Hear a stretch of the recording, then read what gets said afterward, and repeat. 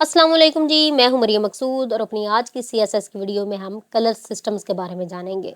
लेकिन उससे पहले मैं आपको बताती चलूं कि सीएसएस में दरअसल 3 ही बेसिक कलर्स होते हैं, जिसमें रेड, ग्रीन और ब्लू कलर्स आते हैं। तो यही मेन 3 बेसिक कलर्स हैं जो कि इसमें यूज़ होते हैं। लेकिन अब सवाल यहाँ पे ये पैदा होता है कि हम जब डिफरेंट वेबसाइट्स को विजिट करते हैं, हम वहाँ पे सिर्फ यही 3 कलर्स तो नहीं देखते, वहाँ पे तो बहुत से डिफरेंट कलर्स होते हैं। तो वो कलर्स कहाँ से आते हैं?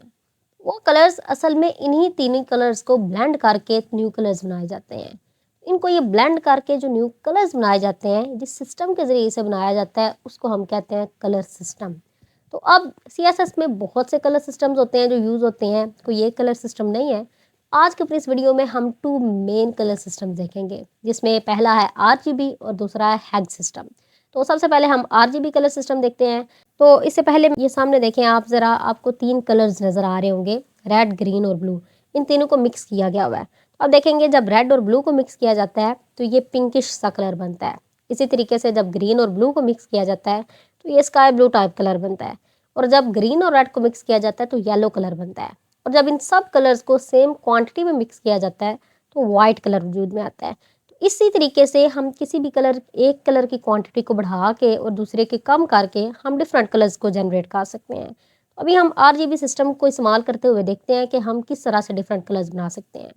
तो आरजीबी सिस्टम में मैं आपको बताती चलूँ कि असल में आरजीबी सिस्टम में हर कलर की एक वैल्यू होती है और जो मैक्सिमम वैल्यू आरजीबी सिस्टम में यूज़ होती है वो 255 है।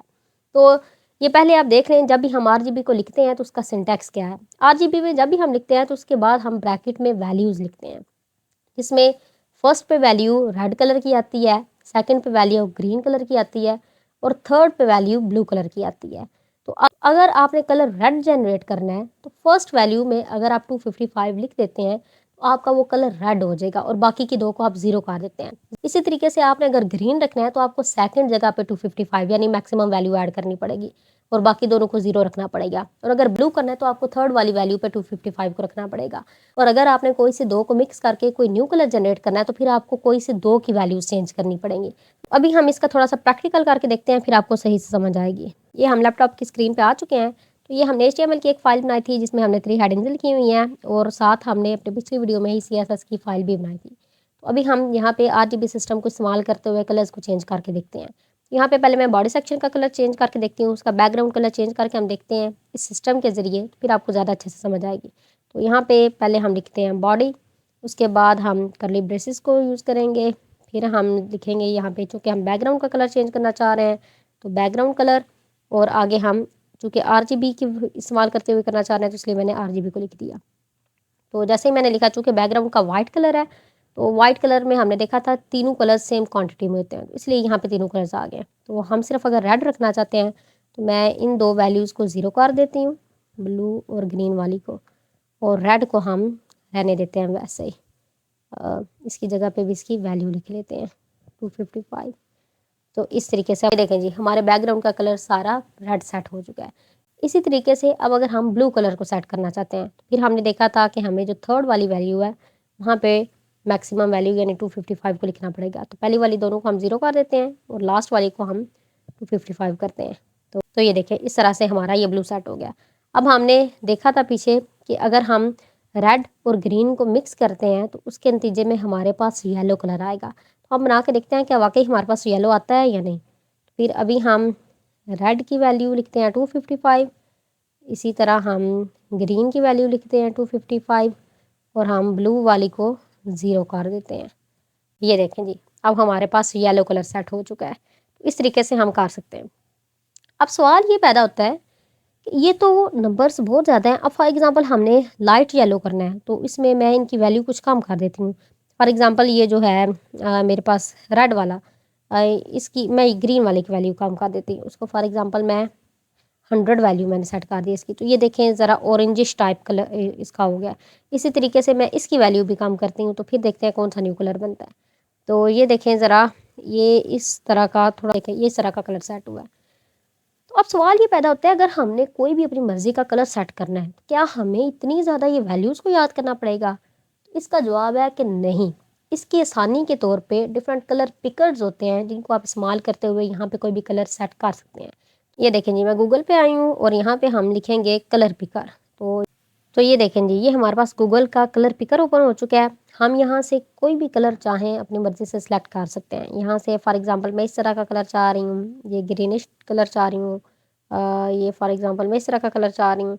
जो भी मुझे कलर चाहिए, ये साइड पे आपको वो नज़र आ रहा होगा। आप उसको सिलेक्ट कर सकते हैं और फिर आप उसकी RGB वैल्यू को कॉपी कर सकते हैं। ये देखिए, यहाँ पे इसकी RGB वैल्यू लिखी हुई नज़र आ रही है। ये हैग्स में है, ये HCL में है। हम जो कि अभी RGB में लिख रहे हैं, तो यहाँ से इसको कॉपी कर लेंगे। अभी मैं इसको यहाँ से कॉपी करती हूँ, अपने विजुअल स्टूडियो कोड में उस जगह पे पेस्ट कर देती हूँ। तो यहाँ पे इसको हम पेस्ट कर देते हैं।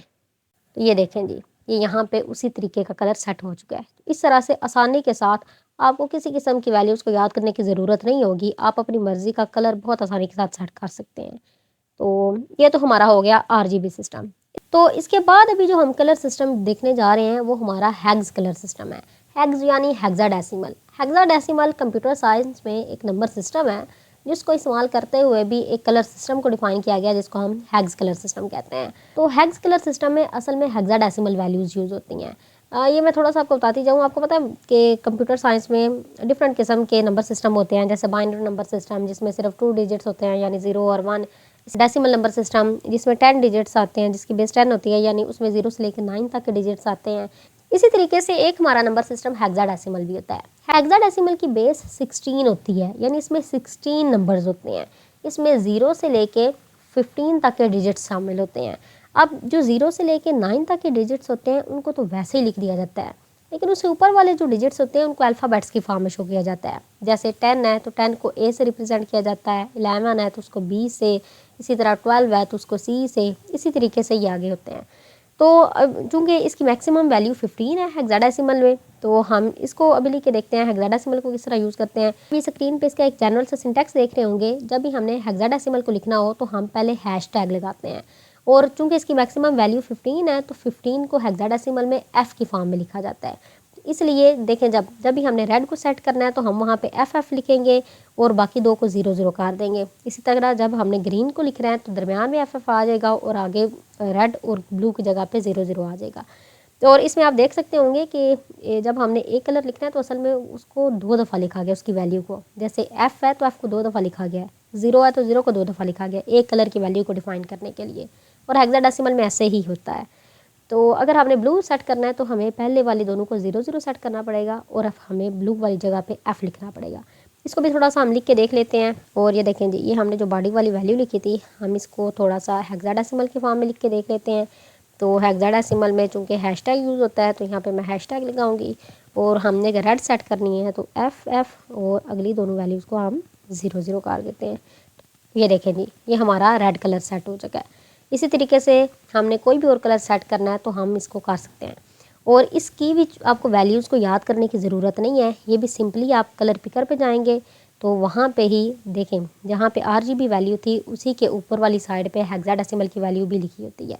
तो हम फॉर एग्ज़ाम्पल कोई एक कलर सेलेक्ट करते हैं, ये वाला कलर। तो इसकी मैं सिंपल हेक्साडेसिमल वाली वैल्यू को कॉपी कर लूँगी यहाँ से और इसको वहाँ पे जाकर पेस्ट करते हैं।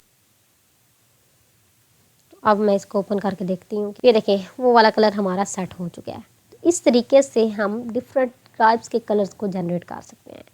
इसमें आपको एक मज़ीद चीज़ मैं बताती चलूँ, ये देखा होगा आपने कि रैंडम कलर्स हैं। तो जब भी कोई वेबसाइट को बिल्ड किया जाता है तो आपको ऑटोमेटिकली ऑटोमेटेड कलर पैलेट्स भी दिए जाते हैं।